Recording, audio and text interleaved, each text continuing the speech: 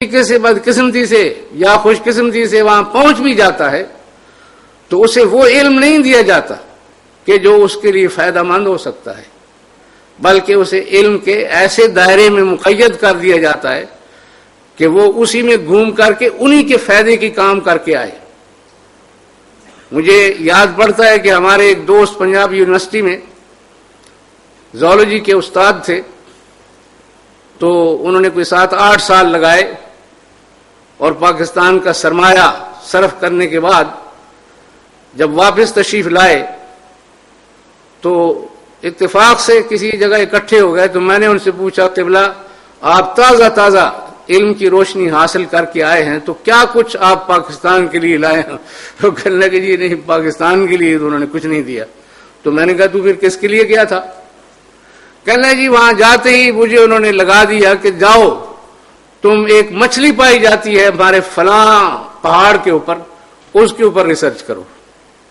کہنے لگے وہ نہ یہاں پانی ہے، نہ وہ یہاں مٹی ہے، نہ وہ یہاں مچھلی ہے، تو بس انہوں نے مجھے وہاں لگا دیا تھا۔ تو اس علم کا ہمیں کیا فائدہ ہوا؟ کہنا میں یہ چاہتا ہوں کہ ہمارے لیے انہوں نے وہ علم رکھا ہوا ہے کہ جس سے ہم اپنے آپ کو زیادہ سے زیادہ بگاڑ سکیں، اور اپنے لیے وہ علم رکھا ہوا ہے کہ جس سے وہ ہمارا زیادہ سے زیادہ بگاڑ سکے، اور اس علم کو انہوں نے مقید کیا ہوا ہے۔ کہتے ہیں جی مسلمان بڑے قدامت پسند ہیں، دقیانوس ہیں، ان کی درسگاہوں میں جو ہے جی کچھ بھی نہیں ہو رہا جی، ان کو علم کی روشنی ہی نہیں پہنچتی ہے۔ میں کہتا ہوں بھائی آپ جو علم آپ کے پاس ہے وہ آپ مجھے لا کر کے دیں۔ یہاں بہت سے مولویوں کے دینی مدارس ہیں، ایک آدمی سے جس سے بات ہو رہی تھی میں نے ان سے کہا قبلہ آپ سائنس اور ٹیکنالوجی کی کون سی چیز دیتے ہیں؟ میں مولویوں سے کہتا ہوں کہ وہ اپنے مدرسے میں آپ کو جگہ دیں گے، آپ کو لیبارٹری کے لیے جو ہے مہیا کریں گے، جو کچھ بھی آپ چاہتے ہیں آپ ان کو دیں، سائنس سکھلائیں ان کو، ٹیکنالوجی سکھائیں، جو کچھ لیٹسٹ آپ نے سائنس اور ٹیکنالوجی میں ڈیولپ کیا وہ آپ ہمیں دیں تو ہم پڑھنے کے لیے تیار ہیں۔ تو کہتے نہیں جی یہ چیزیں آپ کے لیے مفید نہیں ہیں۔ تو جی کیا مفید ہے؟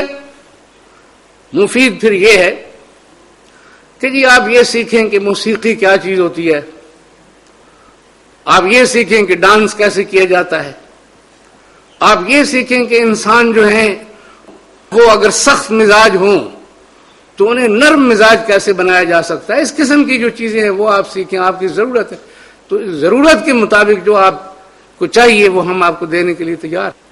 تو دوستو علم کے معاملے میں بخل اور علم کے معاملے میں تکبر دونوں نقصان دہ ہیں۔ عرب کہتے ہیں العلم یضیع بین الحیاء والکبر، کہ جو علم ہے وہ دو چیزوں سے ضائع ہوتا ہے۔ دو چیزیں علم کی دشمن ہیں، ایک جھجک، ہمارے جو لوگ ہیں بیچارے وہ بڑے عرصے تک کوئی یورپین گورا اگر سامنے بیٹھا ہو تو بڑے عرصے کے بعد اس قابل ہوں گے کہ sir I want to ask some request. بھائی آپ پہلے دن سے سوال کریں، آپ کھل کر کے ڈرتے ہیں بیچارے، اس لیے کہ ان کی جو روش ہے ہمارے ساتھ، ہمارے طالب علموں کے ساتھ، ہر جگہ یہاں نہیں وہاں بھی ایسے ہی ہے، تو وہ کوئی ایسی روش نہیں ہے کہ جس سے ہمارا جھجکنے والا نوجوان جو ہے وہ بھی کچھ سیکھ کے آ جائے۔ وہ پھر وہی مچھلیاں ہی لے کر کے آتا ہے کھانے کے لیے جو اس پہاڑی پر ہوتی ہیں اور اس پانی میں ہوتی ہیں۔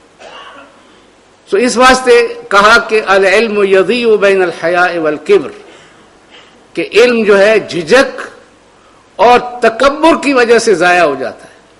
یہ تکبر جو ہے عام طور پر پڑھانے والے کی طرف سے ہوتا ہے، اور جھجک جو ہے وہ عام طور پر پڑھنے والے کی طرف سے ہوتا ہے۔ استاد اور طالب علم جو ہے یہ دونوں ان کے ذمہ دار ہیں ان چیزوں کے۔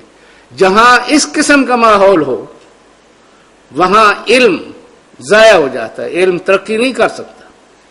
ہمارا اور مغرب کا آج یہی حال ہے. وہ کیا چاہتے ہیں؟ ٹیکنالوجی ہمیں دینے کے لیے تیار نہیں ہے. اب دیکھیے، مسلمانوں کو بلیک میل کرنے کے لیے اگر کوئی مسلمان خود سیکھ کے آ جاتا ہے، کسی طریقے سے ادھر ادھر سے کھینچ چور چرا اٹھا کے لے آتا ہے علم، اس کے پیچھے پڑ جاتے ہیں تو وہ یہ علم لے گیا ہے. کیوں؟ علم تو ایسے ہی ہے جیسے ہوا اور پانی ہے. اگر کسی انسان کو کچھ علم مل گیا ہے، تم کون ہوتے ہو اس کے اوپر جو ہے پابندی لگانے والے؟ یہ ہمارے نبی پاک صلی اللہ علیہ وسلم کا ارشاد ہے کہ ہمیں وہ علم نہیں دینا چاہتے جس کی ہمیں ضرورت ہے، اور وہ جو علم ہمیں دینا چاہتے ہیں ہم ان سے لینے کے لیے تیار نہیں ہیں. وہ علم ہمیں درکار نہیں ہے. اب یہ ہے فیصلہ کس نے کرنا ہے، میں نے، آپ نے، یا قدرت نے؟ بہرحال ایک بات یہ ہے کہ جس طریقے سے پانی کو کوئی نہیں روک سکتا، جس طریقے سے ہوا کو کوئی نہیں روک سکتا، اسی طریقے سے علم کو بھی کوئی نہیں روک سکتا اور کوئی نہیں روک سکے گا. ایک وقت آنے والا ہے کہ یہی لوگ کہ جن کے آج یہ پیچھے پڑے ہوئے ہیں، وہی لوگ اس علم کی شمع جلائیں گے، اس کا جھنڈا بلند کریں گے اور دنیا کو ان کی بلیک میلنگ سے بچائیں گے. بہرحال میں اس شارٹ ہینڈ کے جو مشکلات ہیں ان کی معافی چاہتے ہوئے، اور آپ کا بہت زیادہ وقت میں نے لے لیا، اس کی معذرت کے ساتھ بہت بہت شکریہ. ہم ڈاکٹر ظہور احمد اظہر صاحب کے خیالات سے مستفید ہو رہے تھے. دو وضاحتیں جو مجھے آغاز میں کر دینی چاہیے تھی، میں ان کے لیے معذرت خواہ ہوں، وہ میں کیے دیتا ہوں. پہلی یہ کہ یہ جو مختصر سا کتابچہ آپ کو تقسیم ہوا ہے، اس کی پہلے صفحہ اول پر لکھا ہوا ہے گیرزن سکولز، فوجی چھاؤنیوں کے اسکولوں میں پڑھائے جانے والا. یہ ان کے مینجمنٹ کی طرف سے اس کی تردید ہوئی ہے کہ ہم یہ کتاب یعنی پاکستانی کہانیاں نہیں پڑھا رہے. ہم ان کی اس تردید کا خیر مقدم کرتے ہیں، اگر ایسا ہے تو اچھی بات ہے، لیکن ہمارے پاس مستند اطلاعات ہیں کہ بہت سے اسکولوں میں یہ بہرحال پڑھائی جا رہی ہیں پاکستانی کہانیاں. دوسری بات میں یہ گزارش کرنا چاہتا تھا کہ تنظیم اسلامی کی پختہ روایت ہے کہ وہ اپنا موقف قرآن و سنت کی روشنی میں طے کرتی ہے اور پھر اس پر ڈٹ جاتی ہے، اور اس کو اس بات کی پرواہ نہیں ہوتی کہ حکمران کیا دباؤ ڈالیں گے یا عوام کا رخ کیا ہے.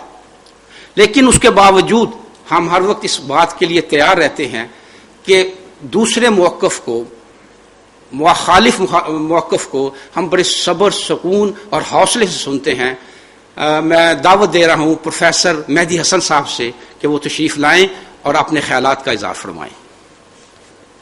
بہت شکریہ. میں ممنون ہوں کہ یہ جانتے ہوئے کہ میرا موقف تھوڑا سا مختلف ہے تنظیم اسلامی کے موقف سے، اس کے باوجود مجھے یہاں موقع دیا گیا ہے. اور یہ ایک بہت اچھی روایت ہے اور میں سمجھتا ہوں کہ اس سے علم میں بڑھاوا ہوتا ہے. مختلف نقطۂ نظر کو سننے سے، اس پہ غور کرنے سے اور اس پہ گفتگو کرنے سے مکالمہ جاری رہنا چاہیے. ابھی میرے محترم سینئر کولیگ ڈاکٹر ظہور اظہر یہاں بات کر رہے تھے، بہت تفصیل سے انہوں نے بات کی، جس کو انہوں نے مختصر کہا. اس میں انہوں نے جتنی باتیں کی ان سب کا تعلق آج سے 1000، 1200، 800، 900 سال پہلے کی تاریخ سے ہے. ہمارا مسئلہ آج کا ہے، 2006 کا اور آنے والے وقت کا، 21ویں صدی کا. سوال یہ پیدا ہوتا ہے جو کچھ ڈاکٹر اظہر صاحب کہہ رہے تھے، اگر اس پر غور کریں آپ،